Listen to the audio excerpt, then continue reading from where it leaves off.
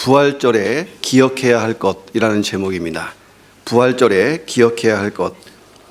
자, 미국 매사추세츠 주의 한 교회 학교에서 8살짜리 톰이라고 하는 소년이 있었습니다. 톰은 병이 많아서 늘 아프고 힘이 들어서 휠체어를 타고 교회에 오는 그런 소년이었습니다.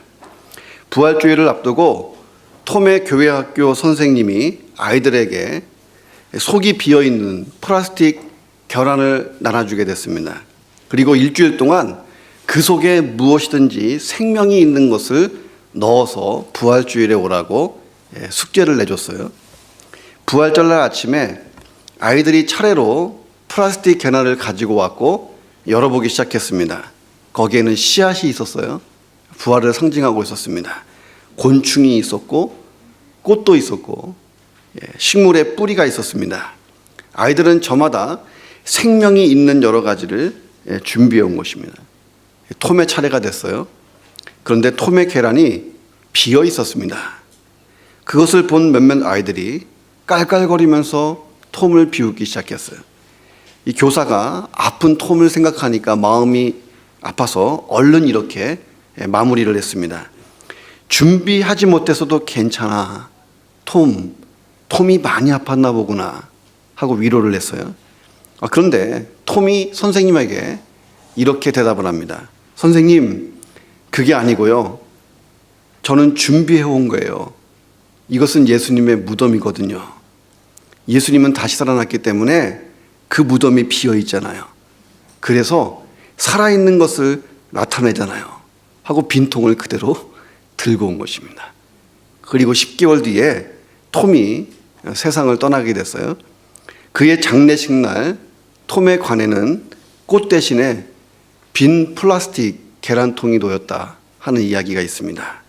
톰은 부활의 소망을 가지고 이 땅을 떠나서 부활의 주님께로 간 것입니다. 자, 예수님은 오늘 본문에 보니까 누우셨던 무덤을 비우시고 부활하셨습니다. 톰의 계란통처럼 예수님의 무덤은 비어 있었습니다. 본문에 보니까 안식 후 첫날이라는 문구로 시작되고 있습니다. 예수님은 6월절 안식일이 시작되기 전에 온 인류의 죄를 대속하는 십자가의 죽음을 당하셨습니다. 그러니까 유대인들은 안식일을 정할 때에 금요일 저녁 6시부터 시작합니다. 그러니까 유대인의 시간은 밤 6시가 한날의 시작이에요. 자, 그때부터 토요일날 저녁 6시에 안식일이 끝납니다. 자, 그러므로 안식 후 첫날, 이건 뭐냐면 토요일날 오후 6시부터 일요일 저녁 6시 사이를 안식 후 첫날이라고 합니다. 이 시간은 유대인들에게 있어서는 다시 일상의 평범한 삶으로 돌아가는 그런 시간입니다. 자, 그런데 이날 예수님이 부활하신 거예요. 십자가에서 죽으시고 3일째입니다. 예수님이 사망의 권세를 깨뜨리고 부활하심으로 구속사의 새로운 열명을 여신 거예요. 자, 그래서 기독교에서는 일요일에 예배를 드리는 새로운 전통이 생긴 것입니다. 자, 우리는 주일을 일요일이라고 하지 않고 주일, 주님의 날, 주의 날 이렇게 부르잖아요. 자, 부활하신 예수님을 기념해서 새로운 예배일이 정해졌는데 주일이 된 것입니다. 기독교는 부활의 종교입니다. 부활을 빼면 껍데기에 불과한 그런 종교인 거죠. 예수님 당시의 유대인들은 사람이 죽은 뒤에 시신이 썩기 전에 그 사람의 영혼이 몸을 떠나지 않는다 이렇게 믿었습니다. 자, 그래서 3일 정도는 시신을 돌보는 관습이 있었던 것입니다. 자, 그런데 예수님이 죽으시던 날이 6월절과 안식일이 임박했기 때문에 예수님의 시신을 미처 돌볼 시간이 없었던 것입니다. 그래서 안식을 하고 24시간이 지나서 예수님의 시신을 잘 돌보기 위해서 마리아와 몇몇 여인이 무덤을 향해서 갔다. 오늘 본문에 증거되어 있습니다.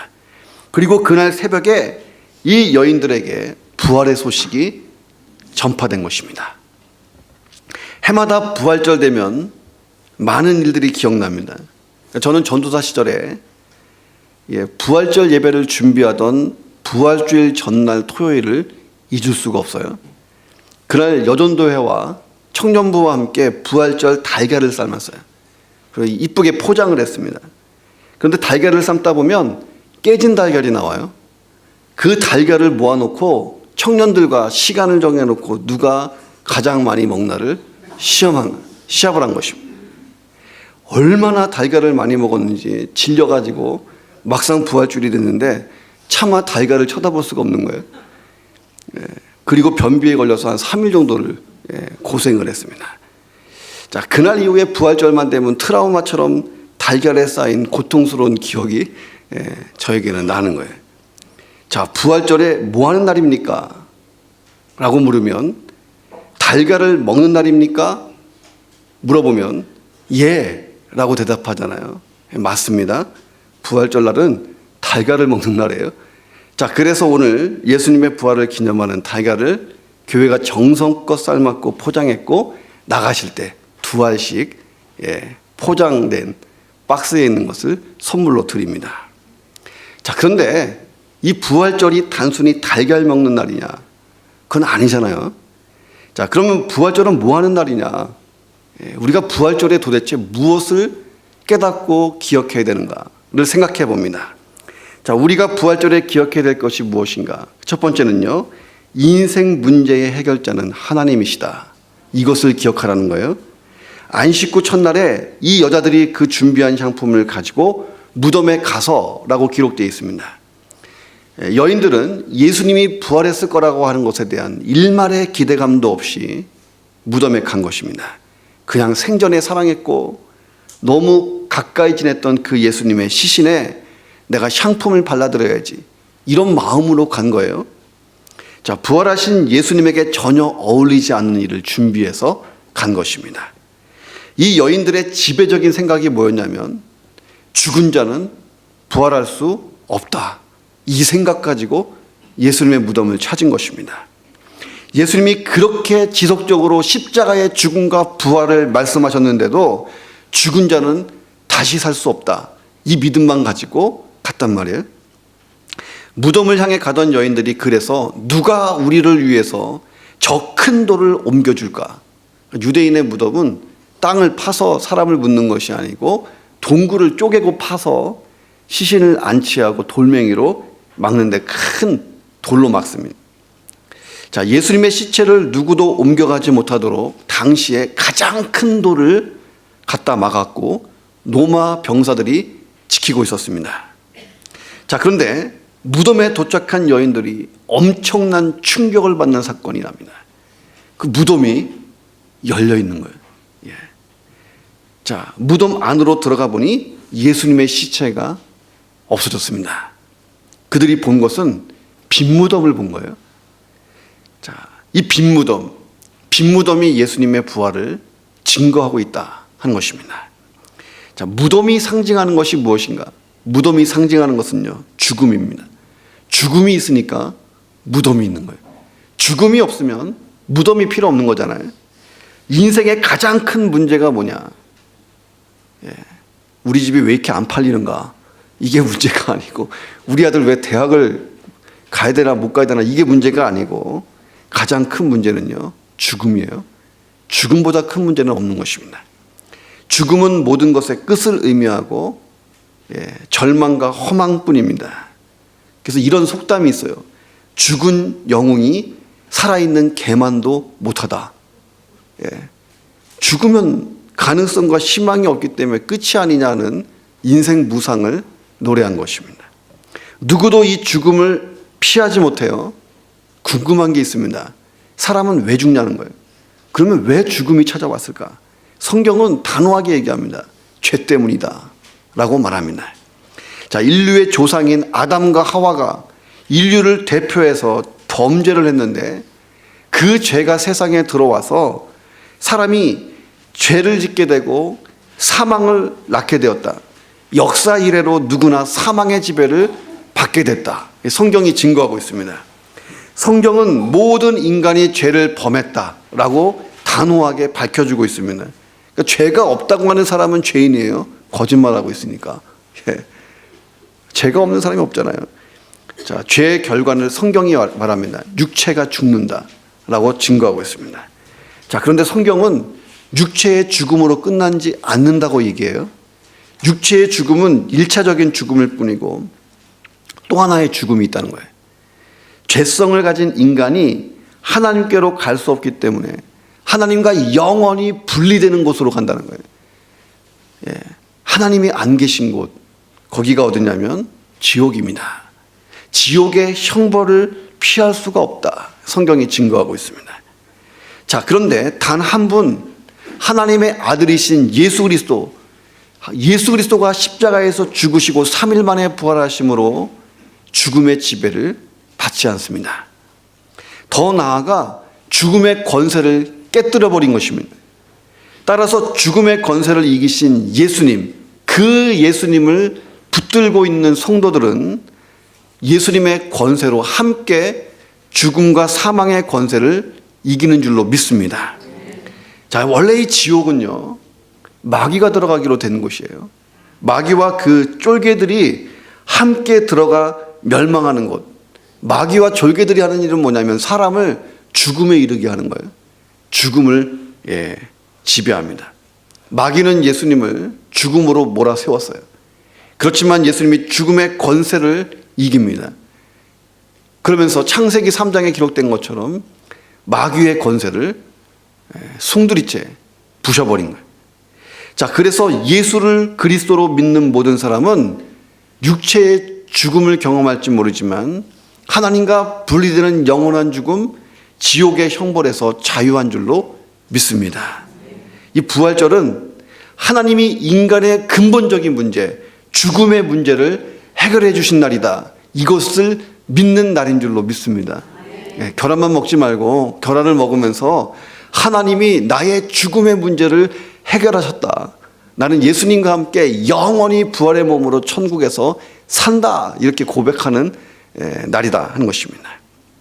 자, 예수님의 부활은 또 우리가 예수를 믿는 자로서 함께 연합돼서 영원한 생명의 근원이신 하나님과 영원히 연결되는 것, 이것을 상징하고 있습니다. 자, 그러니까 이보다 감격스러운 날이 없는 거예요. 1980년 3월 달에 프랑스의 한 병원에 한 세계를 떠들썩하게 했던 위대한 지성인, 존경받는 지성인 한 사람이 폐수종이라고 하는 병을 앓고 입원하게 됩니다. 그는 한 달 동안 이 병원에서 거의 문자 그대로 발악을 하면서 지냈어요. 죽음이 두려워서 소리를 지르고 사람들에게 고함을 치고 꽃병을 집어던지고 난리가 났습니다. 거의 괴물처럼 한 달을 살았어요. 죽음에 대한 불안과 공포 때문에 내가 지금 무슨 병에 걸렸는지를 옆에 있는 부인에게 물어보지를 못했어요. 부인도 죽음에 대한 불안과 공포에 눌려서 남편에게 차마 병명을 말하지 못했습니다. 자, 그가 누구인가? 그는 자유라고 하는 이름으로 수많은 수필을 쓰고 글을 남긴 실존주의 철학자 사르트르입니다. 나는 자유인이다. 나는 죽음이 두렵지 않다. 나는 죽음에서부터 자유로운 영혼이다. 이걸 평생 외쳤거든요. 그런데 그가 입원한 지 한 달 만에 세상을 떠납니다. 그가 쓸쓸하게 세상을 떠났고 발악을 하면서 세상을 떠났을 때에 프랑스인들이 충격에 빠졌어요. 그 프랑스 신문에 제1면에 이렇게 실렸습니다. 사르트르가 왜 이렇게 죽어야만 했는가? 이게 제목이었어요. 죽음으로부터 자유를 외쳤던 그가 그렇게 비참하게 죽은 이유가 무엇인가? 이 질문이 던져졌습니다. 이 글을 읽고 어떤 예수 그리스도를 믿는 기독교인 독자가 신문사에 편지 하나를 보냈어요. 뭐라고 써 있었냐면, 사르트르의 말로가 그렇게 비참했던 이유는 사르트르에게 돌아갈 고향이 없었기 때문입니다. 라고 하는 명답을 적어서 보냈습니다. 사르트르의 비참한 마지막은요, 미래에 대한 확신, 천국에 대한 확신이 없었기 때문입니다. 자, 사르트르와 함께 20세기의 현대 지성인들에게 가장 큰 영향력을 미쳤던 또 한 사람이 있는데, 독일 고백교회 신학자 본 회퍼라고 하는 목사님입니다. 사르트르보다 2차 세계전 중에 나치에서 항거하다가 독일 수용소에서 먼저 죽었던 사람입니다. 자, 독일 수용소에 갇혀 있을 때 어느 날 갑자기 간수가 보네포의 감옥문을 두드립니다. 보네포는 이것이 자신의 마지막인 것을 감각적으로 깨달았습니다. 그리고 벌떡 일어나서 자기가 복음을 증거해서 예수 믿게 했던 깜빵에 있는 자기 동지들에게 이렇게 인사를 했어요. 동지 여러분, 이제 나에게 죽음이 찾아왔습니다. 그러나 기억하십시오. 이것은 마지막이 아니고 시작입니다. 주님께서 나를 위해 예비하신 아버지의 집에서 만날 때까지 안녕히들 계시오. 라고 인사하고 돌아서는 그에게 감방을 나서는 그를 뒤덮고 있었던 참 평안과 놀라운 기쁨을 그들이 보고 감동에 젖어듭니다. 감옥에 있던 사람들은 하나님을 끝까지 신뢰하고 떠나는 보네포의 마지막 모습에 큰 충격을 받았다는 것입니다. 이 보네포와 사르트르의 차이점이 어디에 있습니까? 보네포에게는 돌아갈 고향이 있었던 거예요. 자, 우리에게도 돌아갈 고향이 있는가? 나에게도 미래에 죽음 이후에 가야 할 곳이 있는가? 자, 하나님께서 우리에게 죽음으로부터 자유를 주시기 위해서 구원하신 줄로 믿습니다. 독생자 예수 그리스도를 이 땅에 보내셨고 우리의 죄를 위해 대신 죽게 하셨고 죄와 사망에서 우리를 구원하신 것입니다. 영원한 생명, 영원한 천국을 우리에게 주신 거예요. 자, 죽음의 문제를 해결해 주신 하나님이라면 내 인생의 어떤 문제도 다 해결해 주실 줄로 믿습니다. 죽음보다 큰 문제가 어디 있냐는 거예요. 죽음보다 큰 문제는 없는 것입니다. 그러니까 부활절날 우리가 기억할 게 뭐냐? 하나님이 죽음에서 나를 건지셨다. 그러므로 내 인생의 모든 문제, 죽음을 포함한 모든 문제는 다 주님께 맡기자. 이게 첫 번째 우리의 부활절 메시지고 기억해야 될 놀라운 사실인 줄로 믿습니다. 부활의 신앙을 가진 자는요, 내 삶의 문제를 주님께 맡기는 데 익숙해요. 살아계신 주, 나의 참된 소망, 방금 노래했잖아요. 그 믿음으로 사시기를 주의 이름으로 축원합니다. 자, 우리가 부활절에 기억해야 될 것이 무엇이냐? 두 번째는요, 하나님의 약속은 반드시 이루어진다는 거예요. 자, 돌이 옮겨졌어요. 무덤이 비어 있는 것을 봤습니다. 그럼에도 불구하고 이 여인들은 하나님이 지금 무슨 일을 하셨는지 깨닫지를 못하고 있었습니다. 그들이 근심하고 있을 때에 빛나는 옷을 입은 두 사람, 성경에 보면 하나님께서 보내신 천사가 나타나서 말합니다. 천사들은 이 여인들에게 예수님이 생전에 하신 약속의 말씀을 다시 생각나게 했어요. 너희들은 주님의 약속을 왜 잊어버렸는가? 그분은 십자가에서 죽으시고 다시 사실 것이라고 얼마나 많이 말씀하셨는가? 그 약속이 지금 이루어진 것이다. 주님이 농담하신 걸로 생각했는가? 천사가 황당해서 물어보죠. 천사의 증거들을 들은 여인들이 그때서야 비로소 예수님의 말씀이 생각났다 했습니다. 자, 부활절은 하나님의 약속은 반드시 이루어진다는 것을 확실히 보여주는 날인 줄로 믿습니다. 자, 구약성경 전체가 무엇을 얘기하고 있는가? 어마어마한 구약성경 전체의 이야기가 예수님의 십자가의 죽음과 부활에 다 포커스가 맞춰져 있다 한 것입니다. 자, 예수님은 십자가의 죽음과 부활을 통해서 죄와 사망으로 멸망한 우리를 구원하기 위한 하나님의 위대한 계획, 위대한 구속의 역사를 완성하신 줄로 믿습니다.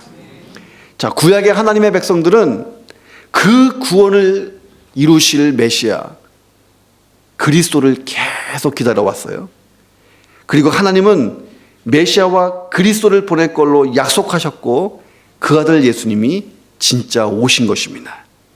그리고 그 아들 예수님이 십자가의 죽음과 부활을 통하여 하나님의 구속 사역을 완성하신 줄로 믿습니다. 자, 근데 여기서 끝나는 게 아니라 성경은 예수님이 부활하실 것처럼 우리도 믿는 자도 언젠가 부활할 것을 예고하고 있습니다. 자, 우리가 죄로 인해서 육체의 죽음을 당할 거예요. 그러나 그것이 끝이 아니고 죽음 이후에 예수님처럼 예수님의 몸, 부활의 몸을 입게 된다고 성경이 증거하고 있습니다. 이에 대해서 사도 바울이 고린도전서 15장 42절부터 이렇게 기록하고 있습니다. 한번 같이 읽어보겠습니다. 죽은 자, 시작. 죽은 자의 부활도 그와 같을 것이니 썩을 것으로 심고 썩지 아니할 것으로 다시 살아나며 욕된 것으로 심고 영광스러운 것으로 다시 살아나며 약한 것으로 심고 강한 것으로 다시 살아나며 육의 몸으로 심고 신령한 몸으로 다시 살아나나니 육의 몸이 있은즉 또 영의 몸도 있느니라. 정리하면 우리 몸이 부활하신 예수님의 몸처럼 변화되는 날이 온다 하는 것입니다. 예수님의 부활이 우리의 부활을 예고하고 있다 하는 것입니다. 자, 사도 바울은 고린도전서 15장 20절에서 이렇게 증거합니다. 이제 그리스도께서 죽은 자 가운데서 다시 살아나사 잠자는 자들의 첫 열매가 되셨도다. 너무너무나 중요한 구절입니다. 여기 보면 앞에 것은 이해가 다 되는데 잠자는 자들은 또 뭐냐 하는 거예요. 잠자는 자들.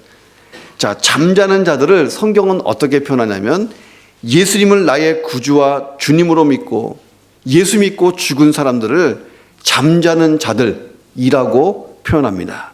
그들은 죽어서 영원히 사라진 끝난 사람들이 아니라 잠자고 있는 사람이에요. 잠자고 있는 사람의 특징이 뭡니까?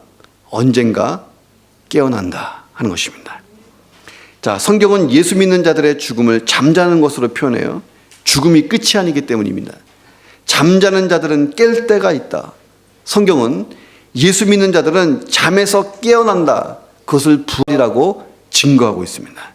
자, 예수 믿는 우리들은 죽음을 통과하지만 부활을 체험하게 될 것이다. 예수님이 먼저 십자가에서 죽으셨고 부활하신 것처럼 죽음의 권세를 이긴 것처럼 우리도 그렇게 될 것입니다. 그리스도인들은요, 죽음을 두려워하지 않아요. 제가 전에 지구촌교회에서 12년간 있을 때 가장 많이 한 게 뭐냐면 장례식이에요. 한 교구가 거의 1000명쯤 되다 보니까 1년에 한 50번 정도는 장례 예배를 치르게 됩니다. 자, 그런데 그리스도인의 죽음은요, 두려움이 없는 죽음이에요. 저는 끝까지 제 손을 붙잡으면서 환하게 웃고 떠나시는 분들을 여러 번 만났어요. 저는 목사이면서도 맞습니다, 권사님. 천국은 있습니다. 그랬다니까요. 그분들 보면서 진짜 천국이 있다는 사실을 저는 믿었어요.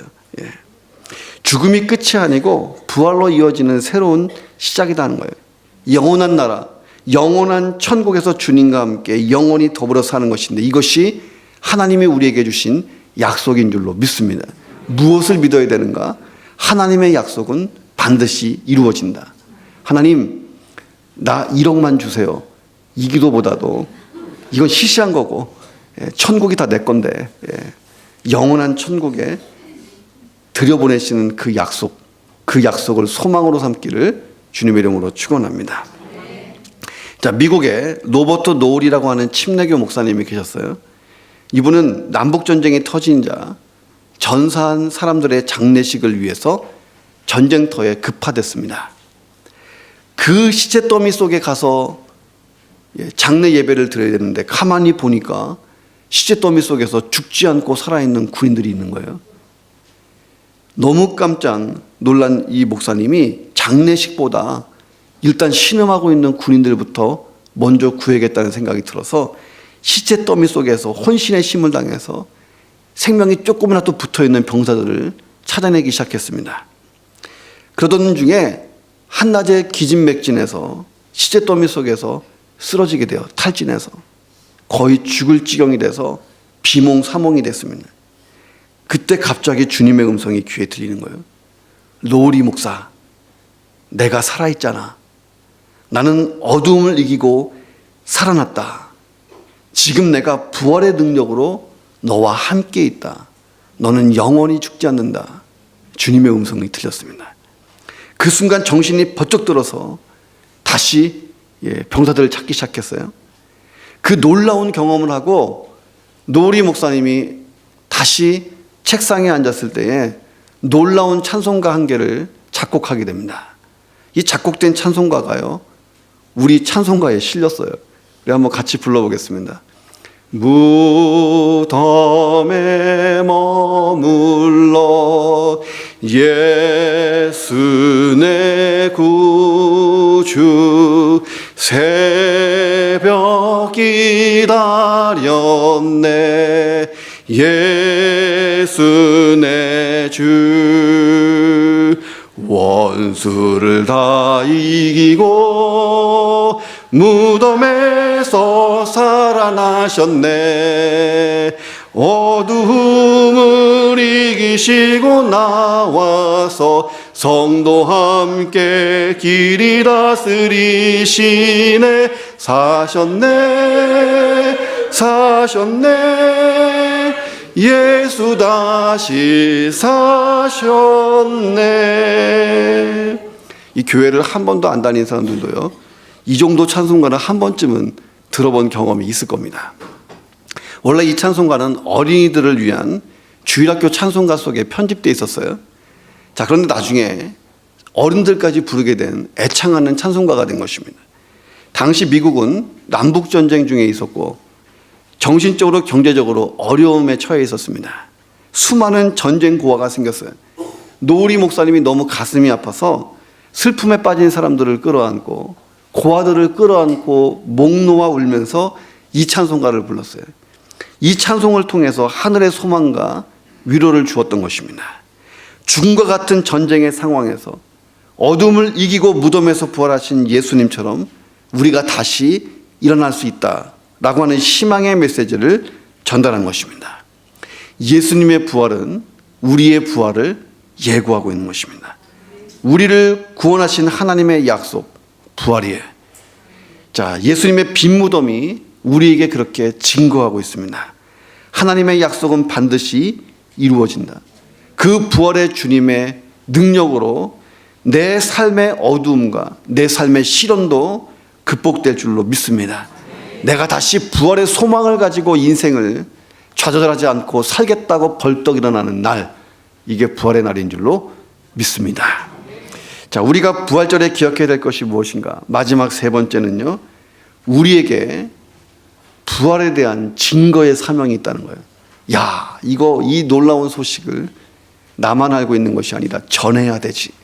이게 우리의 사명이라는 거예요. 자, 어느 날 신학자 찰스 카우만이 시카고의 거리를 지나가고 있었습니다. 한 소년이 전시되어 있는 미술품을 열심히 들여다보고 있는 거예요. 자, 이 소년이 보고 있던 그림은 십자가에 달린 예수님이라고 하는 제목의 그림이었습니다. 넋을 잃고 쳐다보고 있는 소년의 모습이 너무 진지한 거예요. 그래서 신학자 카우만이 이 소년의 어깨에 손을 얹고 자상하게 물었습니다. 얘야, 저 그림이 무엇을 의미하는지 아니? 자, 그러니까 소년이 이렇게 얘기하는 거예요. 예, 선생님, 저분은 저를 구원하시려고 십자가에서 죽으신 예수님이잖아요. 그리고 주위에 있는 사람들은 예수님을 죽인 로마 병정들이고요. 울고 있는 분은 예수님의 어머니 마리아예요. 카우만이 너 참 기특하구나 하고 아이의 머리를 쓰다듬어주고 축복하고 그 자리를 떠났습니다. 얼마 가지 않았는데 누군가가 카우만의 소매를 또 잡아당기고 있었습니다. 방금 전 보았던 소년이 쫓아온 거예요. 그런데 선생님, 제가 드릴 말씀이 하나 더 있었는데 까먹었어요. 그래서 알려드리려고요. 그래? 뭔데? 이 소년이 대답하는 거예요. 예수님은 이제 그 십자가 위에 더 이상 안 계셔요. 그분은 부활하셨거든요. 그분은 지금 하늘나라에 계셔요. 이렇게 얘기했다는 것입니다. 소년의 말에 신학자 카우만이 진한 감동을 받습니다. 이 소년이 복음의 진수를 알고 있는 거예요. 복음의 진수가 뭐냐? 예수님의 부활이라는 것입니다. 이 복음의 진수를 온 세상 사람들에게 전해줄 사명, 이게 우리에게 있는 줄로 믿습니다. 자, 천사들이 여인에게 물어봐요. 어찌하여 살아있는 자를 죽은 자 가운데서 찾느냐? 여기 계시지 않고 살아나셨느니라. 이렇게 말씀합니다. 다시 말하면 이제는 너희들이 예수님의 죽음을 전할 것이 아니고 예수님의 부활을 증거하라는 거예요. 자, 무덤에 오기 전까지 여인들은 예수님의 죽음만 생각하고 왔어요. 죽으신 예수님 슬퍼요. 자, 그런데 이제 무덤에 나갈 때는 사명이 바뀌었습니다. 예수님의 죽음을 증거하는 게 아니라 예수님의 부활을 증거하는 사명으로 사명 자체가 바뀐 줄로 믿습니다. 여기에 나오는 여인 중에 한 사람을 10절에서는 막달라 마리아였다라고 표현합니다. 이 막달라 마리아는요, 7 귀신 들렸던 여자예요. 7 귀신 들려서 사람들에게 냉대받고 멸시받던 여자. 얼마나 불쌍한 여자인지 모릅니다. 자, 그런 그녀가 예수님을 만났고 고침을 받고 완전히 새 사람이 되잖아요. 이 마리아가 예수님을 너무 사랑해서 존경해서 향유를 담은 옥합을 깨뜨려서 예수님께 붓기도 합니다. 예수님이 십자가에서 죽으심을 당할 때에 제자들은 다 도망쳤지만 이 막달라 마리아는 끝까지 예수님의 십자가의 죽음을 지켜본 용기 있는 여인이었습니다. 예수님이 부활하신 날 안식 이후 첫날 새벽에 예수님의 무덤을 찾은 것도 막달라 마리아, 예수님의 빈 무덤을 가장 먼저 본 사람이 되었던 것입니다. 이 마리아에게 예수님을 사모하는 마음이 있었어요. 자, 오늘 성경은 예수님을 사랑하는 자들이 가장 먼저 예수님의 부활을 알게 된다라고 증거하고 있습니다. 자, 예수님의 부활을 증거하는 사명을 가장 먼저 이 여인이 받았습니다. 자, 우리가 부활의 예수님을 믿게 된 것은요, 이 막달라 마리아로부터 시작된 부활의 증거였기 때문인 줄로 믿습니다. 자, 성경은 우리도 이 여인들처럼 부활의 예수님을 증거하는 사명이 있다, 이렇게 말하고 있습니다. 예수님이 나의 죄와 또 그 죽음을 해결하고 구원하시기 위해 십자가에서 죽으시고 다시 살아나신 것, 이 복음이 세상에 전파되어야 된다는 것입니다. 자, 내가 예수를 그리스도 메시아 구원자로 믿습니다. 예수님은 나의 구주고 나의 주님이십니다. 이게 복음이에요. 예수는 나의 그리스도입니다. 이게 복음이고 성경 전체의 결론입니다. 자, 그런데 그 예수님의 부활이 우리의 부활을 예고하고 있다. 부활이 없는 기독교는 더 이상 기독교가 아니다. 부활을 믿지 못하는 그리스도인이 있다면요, 잘못된 그리스도인이에요. 예. 부활은 우리에게 부활의 주님을 증거하는 사명이 있음을 알게 하는 날입니다. 부활절은요, 그런 날이에요. 자, 옆 사람과 함께 인사하겠습니다. 우리는 부활의 증인입니다. 이렇게 인사하겠습니다. 자, 미국에서 시민전쟁이 일어났을 때에 러셀 코넬이라고 하는 대령이 있었습니다. 전쟁에서 후퇴하다가 그만 자기가 지휘하던 칼을 놓쳤어요. 지휘관이 지휘봉과 같은 칼을 두고 왔다. 이게 얼마나 수치인지 모릅니다. 그래서 코넬 대령이 조니 링이라는 소년을 시켜서 그 칼이 어디 있는지를 설명했고 그 칼을 좀 가지고 오라고 부탁했습니다. 이 소년이 목숨을 걸고 적진 속으로 들어가서 칼을 가지고 왔습니다. 가지고 오긴 했는데 도중에 총을 맞은 거예요.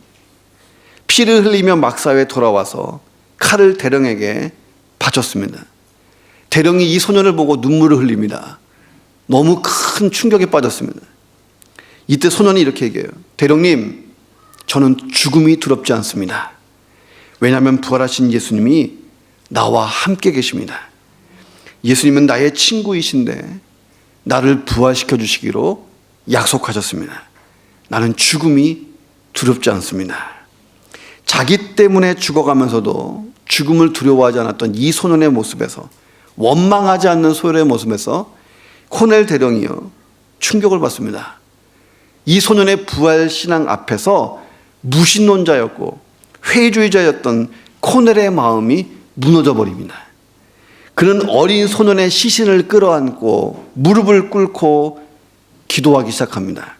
오 주님, 이 어린 소년 앞에서 나는 이제 어떻게 살면 좋습니까? 나는 이 어린아이가 믿던 예수님을 위해 내 인생을 바쳐보겠습니다. 엄청난 결심을 해요. 자, 그리고 그가 예수님을 더 잘 알고 싶어서 신학을 공부하게 됩니다. 자기의 전 재산을 팔아서 학교를 세워요. 미국에 유명한 신학교가 있는데 고든 코넬이라고 하는 신학교를 세우게 됩니다. 그리고 템플대학교라고 하는 명문대학교를 이 사람이 세우게 됩니다. 이 대학을 통해서 미국뿐만 아니라 세계적으로 수많은 인재들이 양성돼 가고 있습니다. 조니 리냉의 죽음은 불행이었어요. 자, 그러나 죽어가면서도 부활하신 예수님을 믿었던 그의 믿음이 코넬 대령의 삶을 변화시킨 줄로 믿습니다. 이 부활절은 바로 우리에게 예수님이 영원한 생명이심을 알게 하는 날이에요. 제가 어렸을 때 배웠던 가스펠송이 하나 있는데 아마 오랫동안 신앙생활 하신 분들은 잘 아실 거예요. 제가 이것을 얼마나 많이 불렀는지 몰라요. 우리 가운데 아직도 부활의 예수님을 만나지 못한 내 가족이 있고 이웃이 있으면 그들의 얼굴을 한번 떠올리면서 내가 그들에게 복음의 증인이 되겠다 하는 마음으로 같이 한번 불러봤으면 참 좋겠습니다. 죄인들을 위하여 주님 찾아오셨네. 주 안에 생명이 있네. 죄인들을 위하여 주님 찾아왔으나 사람들 영접 안 했네. 예수 안에 생명이 있네. 주님이 빛이 되시네. 예수 안에 생명이 있네. 주님이 빛이 되시네. 주님 영접하는 자 하나님의 자녀요. 주 안에 생명이 있네. 주님 앞에 오시오. 어서 빨리 오시오. 주 안에 생명이 있네. 예수 안에, 예수 안에 생명이 있네. 주님이 빛이 되시네. 예수 안에 생명이 있네. 주님이 빛이 되시네. 기도하겠습니다.